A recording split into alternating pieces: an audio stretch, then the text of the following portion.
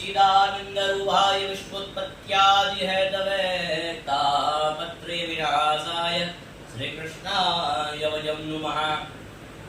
नमोस्तुते व्यास विशाल बुद्धये फुल्लारविन्दादपत्र नेत्रा येन त्वया भारतदैव पूर्णा प्रज्वालितो ज्ञानमयः प्रदीपः। ध्यानमूलं गुरुर्मूर्ते पूजामूलं गुरुपदं मंत्रमूलं गुरुर्वाक्यं मोक्षमूलं गुरुकृपा मोक्षमूलं गुरुकृपा। नमो नमः। अत्यायुतायां सभायाम् अहं श्रीमद्भागवत विषये चिन्तयिष्यामि। शान्तिपूर्वक शृण्वन्तु। एमि अभिलाषा दिवस प्रवचन दिवस 4 માં મારું નામ દવેન્દ્ર છે। સોલહ ભાગવતનો અભ્યાસ કર્યો। દિવસ 4 પ્રવચનનો આપ સૌ હાર્દિક સ્વાગત છે। દિવસ 4 માં ત્યારે આપણે હાર્દિક સ્વાગત કરીએ છીએ। યુવાન પરિવાર સૌ હાર્દિક સ્વાગત કરે છે। ભગવાન ઠાકોરના પ્રણામ। આશા પૂર્ણિયા પ્રણામ કરી અને મારા વાત વિતરણ પ્રણામ કરી કથાનો પ્રારંભ તો કથાના પ્રારંભમાં પ્રવચનના પ્રારંભમાં એક આ તો ચોથો દિવસ એટલે આમ તો જોવા જઈએ તો ચોથા દિવસની કથામાં રામચરિત માનસ અને કૃષ્ણની કથાનો પ્રાગટ્ય દિવસ છે। આજ તો આ પરશુરામ જયંતિ બ્રાહ્મણોના વંશદેવ પરશુરામજી મહારાજનો પ્રાગટ્ય અવસર છે। તારે પરશુરામજી મહારાજ જેને ક્ષણભર માટે ક્રોધ આવી જાય તો આખું સૃષ્ટિને ભસ્મ કરી શકે એવી તાકાત છે પરશુરામજી મહારાજ। એવા પરશુરામજી મહારાજનો આજે જયંતિ છે। આ જે મહાત્મ્ય છે કે બધાના ઘરે આજ યજ્ઞ થવો જોઈએ, નિત્ય હોમ થવો જોઈએ। આજે 5 આહુતિ આજની પડવી જોઈએ। અગ્નિનારાયણના એ સાનિધ્યમાં આજ 5 આહુતિ પડવી જોઈએ। કેમ તો કે આજ તૃતીયા તિથિ છે। આજ ત્રીજી તિથિ છે। પરશુરામજી મહારાજનો જન્મદિવસ છે। આમ જન્મદિવસ ગણી શકાય। પરશુરામજી મહારાજનો જન્મદિવસ એટલા પવિત્ર અવસર છે અને આ પવિત્ર અવસરમાં આપણે અહીંયા ભાગવતની કથા સાંભળીએ છીએ। તમે લોકો ભાગવતની કથા સાંભળો છો, કેટલા ભાગ્યશાળી છે તમે લોકો। ભાગ્યશાળી છો કે ભાગ્યોદયેન બહુજન્મ સમર્પિતેન। ભાગવતજીમાં લખ્યું છે કે એમના કથા સાંભળી શકતો નથી માણસ। ત્યારે કથા સાંભળી શકે ભાગ્યોદયેન બહુજન્મ સમર્પિતેન। સત્સંગ મંજલ પદે પુરુષો યદાવે અજ્ઞાન હેતુ કૃતમ અવિરાંધકાર નાશમ વેદાયેત દોષદયતે વિવેક। શું કીધું? નાશમ વિદાયેત દોષદયતે વિવેક। આ બુદ્ધિરૂપી સ્ત્રી દ્વારા વિવેક રૂપી પુત્રનો જન્મ થાય। અને વિવેક તમે કથા સાંભળો તો તમે કથા સાંભળી રહ્યા છો। કથામાં આવો 1000 પુણ્યના જન્મના પુણ્ય ભેગા થાય। તમે ઘરેથી નીકળો કથામાં આવો। બીજા જન્મના બીજા 1000 પુણ્ય ભેગા થાય। તમે કથામાંથી ઘરેથી નીકળી પાનના ગલ્લે ઉભા રહો, ત્યાંથી થોડા આગળ ચાલો, કથામાં આવો, કથા સાંભળી ન શકો। તમે મને પ્રશ્ન પૂછે કે બાપુ કથામાં આવ્યા પછી કથા શું કામ ન સાંભળી શકીએ? કારણ તમે કથામાં આવીને બેઠા અને બેઠા અંદર કોણ આવ્યો? હાલો, ઘરે મહેમાન આવ્યા છે, હાલો, ત્યારે ઊભું થઈને બેસી જવું પડે। અને બીજા 7 જન્મના પુણ્ય ભેગા થાય ત્યારે તમે કથામાં આવીને ઠાકોરજીની કથા સાંભળવા મળે છે। ઠાકોરજીની કથા સાંભળવા મળે ઈ રામચરિત માનસ, ઈ ભાગવત। ચાહે તમે ગમે તે ગ્રંથ લઈ લો, એવું નથી કે ભાગવત ને જ સાંભળો। તમે ગમે તે ગ્રંથ લઈ લો, શિવપુરાણ લઈ લો, મહાભારત લઈ લો, રામચરિત માનસ લઈ લો, શ્રીમદ ભાગવત લઈ લો। પણ શ્રીમદ ભાગવત કેમ કીધું? કારણ માણસને મૃત્યુના ભયમાંથી છોડાવનારી આ ઔષધિ છે, ભવ ઔષધિ છે। નિગમ કલ્પતરોર ગલિતમ ફલમ।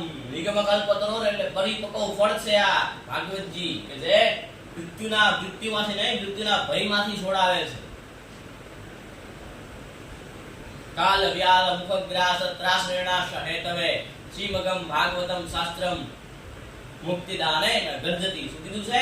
કાલ વ્યાલ મુખગ્રાસ ત્રાસ નિર્ણાશ હે. તમે કાલના મુખમાં જવાની જે વેદના થાય છે એ વેદનાથી તમને છોડાવનારી આ શ્રીમદ ભાગવત છે.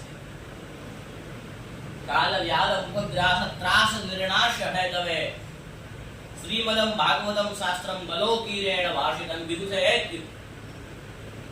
શ્રીમદમ ભાગવતમ શાસ્ત્રમ મુક્તિદાનેન ગર્જતે એમ કીધું છે. એક ભાગવત એવું શાસ્ત્ર છે ઠાકોરજી મુક્તિ ભાગવત પોતે કહે છે કે તું મારી પાસે આવ તને મુક્તિ આપીશ, તું મારી પાસે આવ તને મુક્તિ આપીશ. ભાગવતજી કહે છે એકમ ભાગવતમ શાસ્ત્રમ મુક્તિદાનેન ગર્જતે. એવું ભાગવત તમે સાંભળવા બેઠા છો કેટલા તમે ભાગ્યશાળી છો.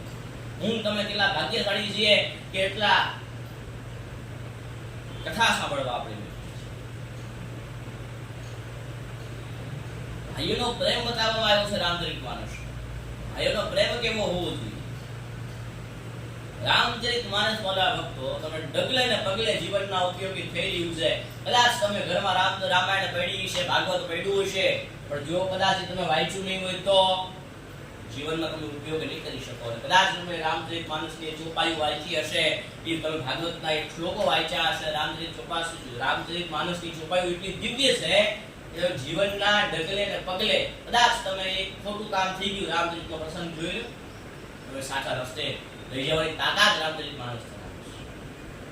ભાઈનો પ્રેમ બતાવે છે રામચરિત માનસ. ભાઈનો પ્રેમ કેવો હોવો જોઈએ?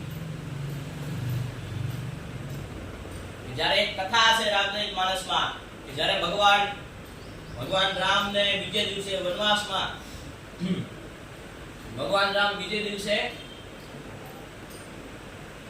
માં સીતાને મળવા જવાના હતા. એ જ પહેલા દિવસે એ જ રાત્રિએ રામજી સૂતા હતા. સૂતાજી ઊભા થયા. લક્ષ્મણજી મહારાજ ઊભા થયા અને પગ દબાવતા રોવે છે.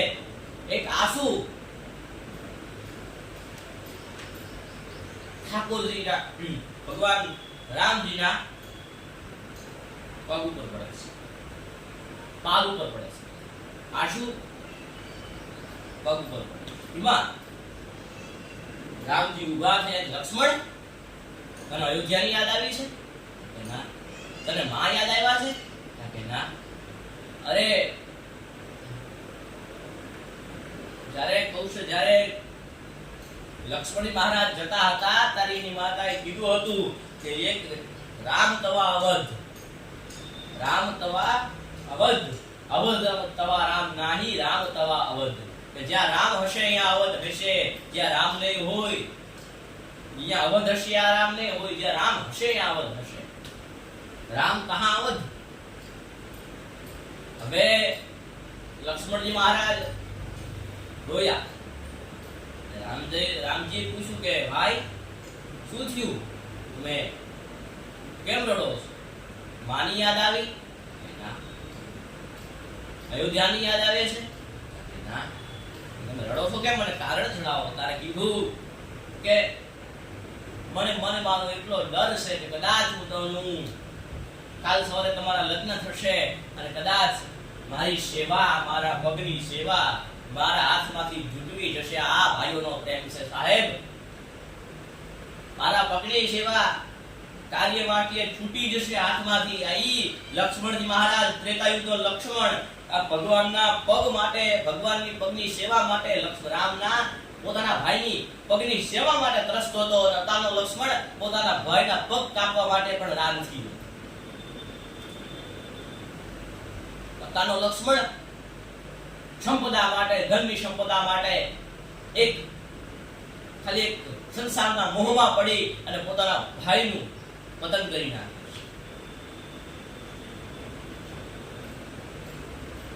તમે ભાઈ અલગ નો થાશો. પૂજ્ય ડુંગરીજી બાપા એમ કહેતા કે ભાઈઓ પત્ની કદાચ ઘરમાં આવે અને એમ કે મારે આમ તો તમારે કહી દેવાનું. ડોગરીજી બાપા એના શબ્દો છે કે કહી દેવાનું કે આ ભલે તમે તમારે જેમ રહેવું એમ રહેજો, તમારે જેમ રહેવું એમ રહેજો, જેમ કામ કરવું એમ કરજો. અમે અલગ નથી થઈ, અમે ભાઈ અલગ નહીં થઈ. કારણ ઈ જ મારા કુટુંબમાંથી તમે જન્મેલા છો. એની અલગ કદાચ તમને આ સંસારમાં કેટલા એવા જીવો મળી જશે કે તમને જે અલગ કરવાની ઈચ્છા છે પણ અલગ ન થશો. કદાચ મારી સૌને કરબદ્ધ પ્રાર્થના છે કે બાળકી નિંદામાં ભૂલી જશો. બાળકી નિંદામાં મારું તારું કરશો એમાં કઈ નહીં આવે. એની કરતા હરિનું ભજન કરશો તો કંઈક તમે પ્રાપ્ત થશે, આનંદ પ્રાપ્ત થશે. ભગવાન ઠાકોરજીના તમે ધામના અધિકારી બનશો. મારું તારું કરવાથી કઈ નથી મળવાનું. કદાચ તમે હવન કર્યા હશે, નિત્ય હોમ કર્યા હશે, સંધ્યા કરી હશે, ગાયત્રી કરી હશે, આવા સત્સંગના તમે સત્સંગ સાંભળ્યા હશે, પ્રવચનના લાભ લીધા હશે, તો તમે ઠાકોરજીને કહી શકશો કે મેં આ કાર્ય કર્યું છે. બાકી તમે ઉપર જશો અને કીધું કે મેં આ કાર્ય કર્યું છે, જપ કર્યા કે હા ઠાકોરજી, તપ કર્યા કે હા ઠાકોરજી, તે માળા કરી તો કે હા ઠાકોરજી, બધું તમે હા જવાબ આપી શકશો. તમે કઈ નહીં કીધું તો ના ઠાકોર, હું તો ખાઈ પી મોજ કરતો હતો. આની છે આ જગતમાં એક વસ્તુ યાદ રાખજો, સુખી થવું. આ જગતમાં તમને પાળવા વાળા ઘણા મળશે, તમને વિરોધી તમને ઘણા મળશે આ જગતમાં. અને યાદ રાખજો, વિરોધથી જ પ્રગતિ તમારી થઈ રહી છે. તમારો વિરોધ નહીં થાય તો તમારી પ્રગતિ નહીં થાય. કદાચ તમે 5 માળા કહેશે નહીં કે ના આ તારું ખોટું હતું, તમારી પ્રગતિ નહીં થાય. કદાચ તમને એમ કહેશે કે ના અહીંયા આ તારું ખોટું છે, કદાચ તમે ખોટું ન લગાડશો, કેમ તો એનાથી તમારી પ્રગતિ થઈ રહી છે, આગળ તમે જઈ રહ્યા છો. એનાથી એવો રામચરિત માનસનો પ્રેમ જ્યારે લક્ષ્મણજી મહારાજ પગ દબાવતા હતા અને કીધું કે કાલ સવારે તમારા મારા ભાભી આવી જશે તો મારા પગની સેવા જુટવાઈ જશે. લક્ષ્મણ ઠાકોર રામજી મહારાજ બોલ્યા છે કે લક્ષ્મણ નહીં થાય આવું. કેમ? કીધું કે ડાબા પગની જમણા પગની ભાભી જમણા પગની સેવા કરી ભાભી કરશે અને મારા ડાબા પગની સેવા મારો લક્ષ્મણ જ કરશે. કદાચ જો તારા ભાભીને આ પસંદ નહીં હોય તો હું તારા ભાભીને છોડી મૂકીશ, પણ તને નહીં છોડું લક્ષ્મણ જિંદગી. આ ભાઈઓનો પ્રેમ બતાવે છે રામચરિત માનસ. રામચરિત માનસમાં હનુમાનજી મહારાજને પૂછવામાં આવ્યું હતું કહા હનુમંતા વિભક્તિ પર પૂછોઈ. શું કીધું? કહા હનુમંતા વિપત્તિ પ્રભુષોઈ. હે હનુમાનજી મહારાજ, તમે બતાવો કે વિપત્તિ આ જન્મ આ સંસારને દુઃખ ક્યારે પડે છે? તો હનુમાનજી મહારાજ જવાબ આપે, જબ તબ સુમિરન ભજન ના હોય. શું કહે છે? જબ તબ સુમિરન ના ભજન ના હોય. જે જગ્યાએ આ ભજન એક ઘડીનું ભજન તમે કરો, શ્વાસે શ્વાસે ઠાકોરજીનું નામ લેતા જાઓ અને શ્વાસે જો જેથી ભજન નો કર્યું ઈ તમારો દુઃખ છે, ઈ તમારો દુઃખનો સમય છે. સબત જગત સુમિરનના ભજન ના હોય. અને રામચરિતના માનસના એટલા દૃષ્ટાંતો, એટલી કથાઓ જે આપણા જીવનમાં ઉપયોગી છે. વૃંદાવનમાં વૃંદાવનમાં કરપાત્રી મહારાજનું આવું જે પાત્ર છે કે વ્રતમાં નિષ્ઠા હોવી જોઈએ. આ રામચરિત માનસમાં સેવામાં નિષ્ઠા હતી લક્ષ્મણજી મહારાજને, એટલે એ સેવા કરી શક્યા પડતા. વ્રતમાં એવી રીતના વ્રતમાં નિષ્ઠા હોવી જોઈએ કે એક કરપાત્રજી મહારાજ ભગવાન ઠાકોરજી સામે ઊભા હતા અને એકાદશીનો દિવસ હતો, હાથમાં ચોખા આવ્યા અને એ જ ક્ષણે ઊભા રહ્યા આખો દિવજડા પ્રસાદ કર્યો અને બીજે દી દ્વાદશીના દિવસે ચોખા ખાધા. દ્વાદશીના દિવસે ભાતનો કોળિયો મોઢામાં મૂક્યો. હવે આવો ઠાકોરજી તો વ્રત કરો ને તો ઠાકોરજી લેવા આવે. ભાઈ ને કામ ઠાકોરજી લેવા ન આવે. ઈને ઉપર કેટલા કામ પડ્યા છે. ઈ ઉપર બેઠો કહે છે કે હવે લેવા આવું તમારી નિષ્ઠા હોવી જોઈએ. વ્રતમાં નિષ્ઠા એટલે ઉત્તમ તત્વમાં બતાવ્યું વૃત્તેશ દત્ત નિયમમાં વ્રત કરવા પડે, જપ કરવા પડે, તપ કરવા પડે, તો તમે ઠાકોરજીને પ્રાપ્ત કરી શકો. તમે દાખલ ન કરી શકો ઠાકોરજીને. આ સંસારમાં તપથી જપથી કઈથી ઠાકોરજી પ્રસન્ન થવાના નથી. એટલે પ્રહલાદજી મહારાજ લખે, એટલે પ્રહલાદજી મહારાજ બોલ્યા છે. પેલા પ્રહલાદજીએ સ્તુતિ કરી ત્યારે કીધું બ્રહ્મા દયા સુરગણા મુનયો તસીધા સત્વે કથા નમતજો વ્રજશામ પ્રવાહે નારાધિતોમ ગુરુગુણે રઘુનાતિ પીપરો જંતુષ્ઠમાર હરિશ્રમે હરિરુદ્ર જાતે. તમે કઈથી પ્રસન્ન થનાર નથી, નથી તપથી, નથી જપથી, તમે ખાલી પ્રાર્થનાથી પ્રસન્ન થનારા છો. એવા ઠાકોરજીને પ્રણામમાં પ્રણામ. રામચરિત માનસની કથા ભગવાન ઠાકોરના ચરણમાં સમર્પિત કરી હસ્તુ જય દ્વારકાધીશ. રાધે રાધે. તમને આ જો વિડીયો પસંદ આવ્યો હોય તો ચેનલને લાઈક અને સબસ્ક્રાઇબ કરી બાજુમાં બેલ આઇકનનો બેલ નોટિફિકેશન ઓન કરી અને આપ સૌનો પ્રેમ મારો ઉપર વરસાવી રાખજો. ઠાકોરજીની પ્રાર્થના કે આપ સૌ હું ઠાકોરજી સદાય મંગલ કરતા રહે એ જ ભાવ સાથે ભગવાન ઠાકોરજીના ચરણમાં પ્રણામ કરી હસ્તુ જય દ્વારકાધીશ. રાધે રાધે. ધ્રુમામી નમામી છે.